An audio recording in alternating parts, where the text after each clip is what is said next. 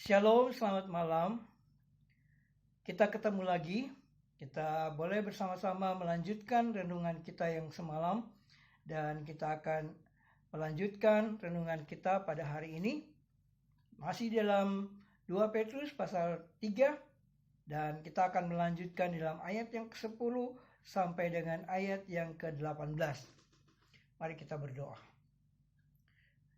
Terpuji namamu ya Tuhan, sungguh indah kami boleh ada di dalam masa-masa di mana kami merenungkan kembali peristiwa kenaikan Tuhan Yesus ke surga. Kami mau merenungkan firman-Mu, biarlah Engkau membantu kami dengan Roh Kudus, menolong kami untuk mengerti kebenaran firman-Mu, supaya kami siap untuk sebagaimana yang Engkau ajarkan, dan hidup di dalam terang firman Tuhan. Dalam nama Tuhan Yesus kami berdoa. Amin. Bapak Ibu, kita sudah tahu bahwa kemarin kita hidup berdasarkan janji Tuhan. Janji Tuhan itu pasti. Ketika Tuhan Yesus katakan, aku pergi menyediakan tempat, aku akan kembali. Dan ketika dia naik ke surga pun, kedua malaikat juga mengatakan bahwa sebagaimana kamu lihat dia pergi, demikian juga dia akan datang. Bapak Ibu yang kekasih, berdasarkan janji Tuhan kita akan sama-sama membaca secara khusus ayat yang ke-10, 2 Petrus pasal 3 ayat 10 sampai 18. Demikian firman Tuhan. Tetapi hari Tuhan akan tiba seperti pencuri. Pada hari itu langit akan lenyap dengan gemuruh dan dahsyat, dan unsur-unsur dunia akan hangus dalam nyala api, dan bumi dan segala yang ada di atasnya akan hilang lenyap. Jadi, jika segala sesuatu ini akan hancur secara demikian, betapa suci dan salehnya kamu harus hidup, yaitu kamu yang menantikan dan mempercepat kedatangan hari Allah. Pada hari itu langit akan binasa dalam api, dan unsur-unsur dunia akan hancur karena nyalanya. Tetapi sesuai dengan unsur dunia janjinya, kita menantikan langit yang baru dan bumi yang baru, di mana terdapat kebenaran. Sebab itu, saudara-saudaraku yang kekasih, sambil menantikan semuanya ini, kamu harus berusaha supaya kamu kedapatan tak bercacat dan tak bernoda di hadapannya, dan berdamai dengan Dia. Anggaplah kesabaran Tuhan kita sebagai kesempatan bagimu untuk beroleh selamat. Seperti juga Paulus, saudara kita yang kekasih, telah menulis kepadamu menurut hikmat yang dikaruniakan kepadanya. Hal itu dibuatnya dalam semua suratnya, apabila ia berbicara tentang perkara-perkara ini. Dalam surat-suratnya itu ada hal-hal yang sukar dipahami, sehingga orang-orang yang tidak memahaminya dan tidak teguh imannya memutarbalikannya menjadi kebinasaan mereka sendiri. Sama seperti juga yang mereka buat dengan tulisan-tulisan yang lain. Tetapi kamu, saudara-saudaraku yang kekasih, kamu telah mengetahui hal ini sebelumnya.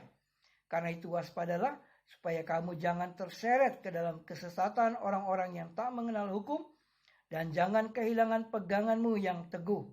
Tetapi bertumbuhlah dalam kasih karunia, dan dalam pengenalan akan Tuhan dan Juru Selamat kita, Yesus Kristus. Baginya kemuliaan sekarang dan sampai selama-lamanya. Bapak Ibu, kita melanjutkan bagian kemarin, menantikan hari Tuhan, menantikan kedatangan Yesus yang kedua kali. Dikatakan di dalam ayat 10, tetapi hari Tuhan akan tiba seperti pencuri. Ya. Kita diperhadapkan dengan sesuatu yang seringkali menjadi tanda tanya buat kita. Kapan sih waktunya? Tetapi dijawab di sini ialah seperti pencuri. Nanti kita juga akan dengarkan dalam khotbah minggu tentang hari Tuhan. Itu seperti pencuri. Tapi ini menggambarkan sesuatu yang tidak pernah bisa kita tebak atau prediksi tanggalnya. Karena berkaitan dengan kedatangan pencuri yang diam-diam, yang tidak memberitahukan, dan mungkin di saat kita tidur nyenyak, kita tidak berjaga-jaga, hari seperti itu dia datang.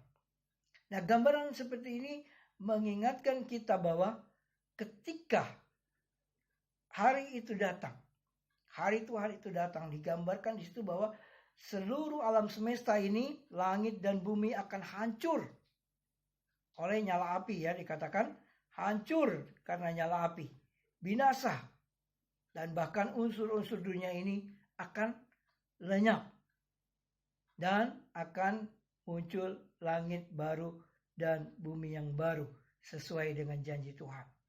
Juga kita bisa lihat di dalam Wahyu pasal 21 ayat 1. Janji tentang langit baru dan bumi yang baru. Nah, Bapak Ibu yang kekasih, menanti kedatangan Tuhan ini menyadarkan kepada kita harus berjaga-jaga memang. Siap sedia. Kalau kita tahu pencuri itu datang, kita harus siap dengan segala usaha untuk mencegah. Tapi kita tidak pernah tahu persis pencuri itu datang. Berarti kita harus berjaga-jaga setiap waktu, setiap saat. Hari-hari kita ke depan ini menjadi satu kesadaran penting untuk kita siap sedia. Bersiaplah. Kapan saja dia bisa datang.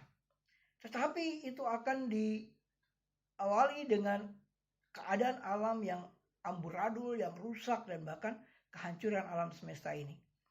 Ini menjadi tanda yang membuat kita harus siap sedia melihat tanda-tanda alam yang terjadi. Mungkin karena bencana, mungkin antara benda-benda langit yang akan berbenturan, mungkin juga bintang-bintang yang berbenturan dan sebagainya. Tetapi hal ini mengingatkan kepada kita, kita harus siap sedia.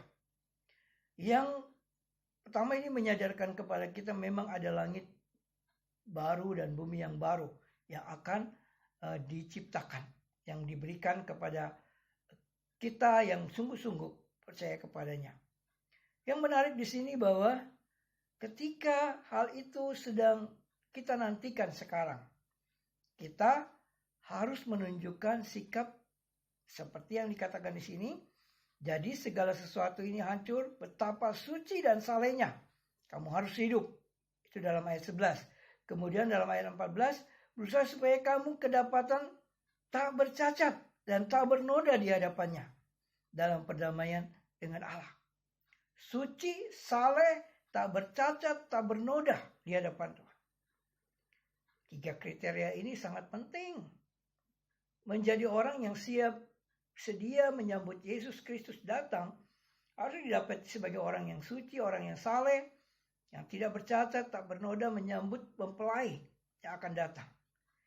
Nah, tentu hal ini bukan sekedar siap sedia, tetapi sesuatu yang juga dari dalam dan segala penampilan, segala sesuatu harus kita siapkan. Menjadi seorang Kristen yang sejati, bukan seorang Kristen yang malas-malas beribadah, membaca Alkitab. Bukan.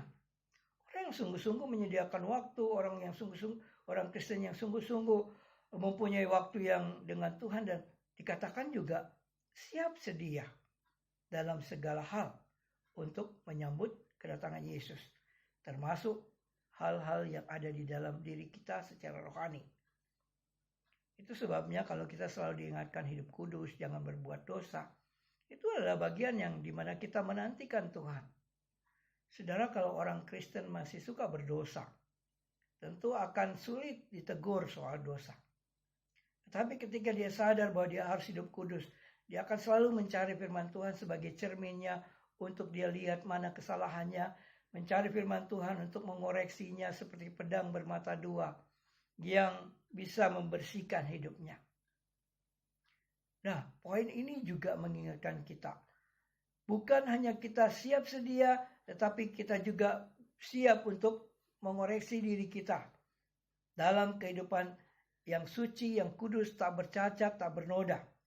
Kemudian kita juga diingatkan dalam menanti, anggaplah kesabaran sebagai kesempatan bagi kita untuk beroleh selamat. Seperti diulangkan yang kemarin, bahwa kesabaran Tuhan adalah kesempatan bagi kita. Nah, kalau Tuhan belum datang, itulah kesempatan yang sangat penting. Kita selalu menyanyikan lagi, hidup ini adalah kesempatan. Selagi kita masih kuat Jangan tunggu sampai kita sudah napas setengah-setengah baru kita mulai sadar untuk bertobat. Ini kesempatannya. Saat ini kesempatan untuk kita beroleh selamat, di mana bukan hanya kita tetapi kita juga menyaksikan bagi banyak orang yang lain. Kemudian kita diingatkan juga bahwa Paulus pernah menuliskan hal ini dalam surat-suratnya.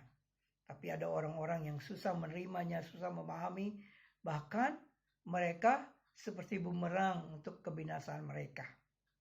Ketika firman Tuhan diajarkan kepada kita, baik surat-surat Paulus itu yang mengajarkan tentang kedatangan Tuhan Yesus, bahkan kitab Wahyu dan hal-hal lain yang sulit dipahami. Karena memang itu misteri, itu banyak hal-hal yang belum terjadi. Tapi bukan berarti kita tidak mau belajar. Belajar tentang masa depan, belajar tentang kedatangan Yesus Kristus di dalam kitab Wahyu maupun di dalam Nubuat Daniel dan sebagainya, itu mengajarkan kepada kita hal-hal yang tidak terpahami itu. Tuhan akan membantu kita. Adakah kerinduan kita untuk semakin hari kesempatan yang masih ada ini belajar? Belajar. Sekali lagi belajar. Melalui setiap peristiwa kita dapat mengujinya sesuai dengan firman Tuhan. Melalui setiap pembicara-pembicara yang berkhotbah yang mengatakan, kita dapat mengujinya dengan firman Tuhan. Begitu banyak pengejek-pengejek, begitu banyak pengkhotbah, begitu banyak hamba-hamba Tuhan yang berbicara tentang kedatangan Tuhan Yesus. Kita sedang diperhadapkan dengan itu. Ada yang memakai mujizat-mujizat, ada yang memakai tanda-tanda, ada yang memakai banyak hal. Tetapi kita diajak untuk belajar dengan kerendahan hati. Dan itu kemudian diingatkan dalam ayat 17-18. Menanti kedatangan Tuhan, menanti hari Tuhan.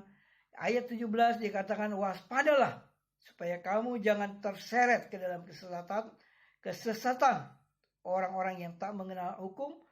Jangan kehilangan peganganmu. Waspada. Waspada pertama terhadap serangan dari luar, penyesatan-penyesatan, tetapi juga dari dalam kita harus berpegang teguh. Jangan kehilangan. Bapak Ibu, begitu banyak orang Kristen yang gampang goyah di tengah-tengah hari ini. Kita sedang ada di tengah-tengah kondisi, mungkin kita sedang dihimpit oleh dua hal. Orang-orang luar yang dari luar yang menggoda kita, menyesatkan kita, tetapi kita juga sendiri sedang goyah dengan bagaimana kita berjuang melawan masalah-masalah hidup kita setiap hari. Apalagi di tengah-tengah kondisi yang sulit seperti ini. Di tengah-tengah kita mengharapkan janji Tuhan, pemeliharaan dari Tuhan, kita sedang bergumul untuk hal itu. Waspadalah. Jadi kita diingatkan bukan hanya bicara tentang siap sedia setiap saat. Kita juga diingatkan untuk tetap bersandar kepada janji Tuhan. Kita juga belajar di sini waspada untuk setiap hal. Dari luar dan dari dalam hidup kita untuk tetap dikatakan dalam ayat 18 bertumbuh dalam kasih karunia dan dalam pengenalan akan Tuhan dan Juru Selamat kita, Yesus Kristus. Hidup kita harus bertumbuh. Kadang-kadang di dalam keadaan baik, tenang, aman, kita tidak bertumbuh. Tapi ketika ada tantangan baru kita mengerti. Dan kita belajar untuk bertumbuh di tengah-tengah tantangan itu. Mari kita refleksi dengan kondisi yang kita hadapi sekarang. Menanti hari Tuhan itu mengajarkan kepada kita waktu Tuhan, bukan waktu kita. Itu berarti memang kita menanti sesuai janji Tuhan, menanti dengan sabar. Mungkin kita tidak tahu pasti, tetapi di dalam janji Tuhan, kita percaya Tuhan pasti datang. Tapi dalam menunggu itu, kita diajar untuk waspada, untuk siap sedia setiap saat. Karena hari itu akan tiba bagaikan pencuri. Tidak perlu hal-hal yang diberitahukan yang akan datang. Tapi tanda-tanda alam ini juga sudah menyatakan. Alam semesta akan hancur, akan lenyap. Dan ketika semuanya itu akan hancur, kita diingatkan bahwa sebenarnya kesabaran Tuhan ini mengajar kita untuk tetap bersandar kepada Tuhan, belajar. Sekali lagi belajar sungguh-sungguh. Jangan menyia-nyiakan waktu kita. Ada waktu kita membaca Alkitab, bacalah Alkitab. Ada waktu kita merenungkan firman Tuhan, renungkan firman Tuhan. Jangan buang sia-sia. Bukan berarti kita kemudian melalaikan pekerjaan, tidak. Di tengah-tengah pekerjaan kita tetap siap sedia untuk menanti hari Tuhan itu. Dan biarlah kita waspada di tengah-tengah kewaspadaan kita ini, kita bertumbuh. Bertumbuh sekalipun ada tantangan dari luar, ada tantangan dari dalam. Kita bertumbuh dalam kasih karunia yang kita sudah miliki di dalam Tuhan dan juga dalam pengenalan akan Yesus. Kita sudah belajar mengenal Yesus, mengenal pribadinya, dan kita memiliki pikiran seperti Kristus di tengah-tengah kondisi yang sulit ini. Saya mendengarkan banyak hal bahwa COVID-19 ini juga merupakan sebuah teguran, mungkin saja. Tapi ada juga yang mengatakan, disinilah kesempatan untuk kita belajar sesuatu tentang pola hidup dengan segalanya. Tetapi kemudian informasi terakhir bahwa virus ini tidak akan lenyap, bahkan sudah tinggal. Dan kita tidak boleh menyerah, kita harus berdamai dengan COVID-19, kita harus berdampingan, kita juga harus membangun pola hidup yang baru. Pola hidup yang dimana ada bersama-sama dengan COVID-19. Bagaimana dengan kita semua dengan kondisi ini? Bukankah tanda-tanda akhir zaman itu sudah mulai kita rasakan? Atau sudah pernah terjadi dan sekarang sedang kita ada di dalam situasi seperti itu. Tapi biarlah kita kembali dengan firman Tuhan ini. Betapa sucinya, betapa salehnya, betapa tak bercacatnya dan tak bernoda kita harus di hadapan Tuhan. Inilah kesempatan bagi kita. Secara sadar, Tuhan sedang memberi kesempatan untuk kita berbalik dan bertobat. Tuhan juga memberi kesempatan bagi kita untuk merenungkan banyak hal dan mempersiapkan diri kita menyambut kedatangan Tuhan Yesus. Walaupun kita tidak tahu kapan, tapi kita tahu pasti akan datang. Walaupun kita tidak tahu kapan, tetapi kita mempersiapkan diri seperti Dia akan datang besok. Mungkin bukan besok, mungkin tahun depan. Tetapi disinilah kita belajar. Siap sedia setiap saat. Kesiapan kita itu di dalam diri kita menghadapi berbagai tantangan dan juga menghadapi berbagai pergumulan yang kita hadapi. Dan percayalah, ketika Tuhan berjanji, Dia tidak pernah lalai. Waktunya pasti akan kita lihat pada saat di mana Dia yang menentukannya. Mari kita berdoa. Terima kasih Tuhan, kami sungguh bersyukur. Kembali kami diingatkan betapa pentingnya kami siap untuk menanti hari Tuhan. Kami bisa sibuk dengan segala pekerjaan, dengan bisnis, dengan keluarga, tetapi kami tidak boleh melupakan ini. Kami disadarkan bahwa hari-hari di zaman akhir ini ada banyak pengejek, ada juga banyak persoalan, ada juga hal di mana kami belajar ya Tuhan. Supaya kami melihat dari perspektif waktu Tuhan yang tidak bisa kami ukur dengan waktu kami. Tetapi Tuhan tidak lalai. Tuhan mengajar kami untuk siap sedia setiap saat. Ampuni kami Tuhan, selagi masih ada kesempatan, kami tidak lalai, tidak menyia-nyiakan waktu untuk mempersiapkan diri menyambut Tuhan yang akan datang lagi. Kami bersyukur untuk firman Tuhan di dalam nama Tuhan Yesus. Amin.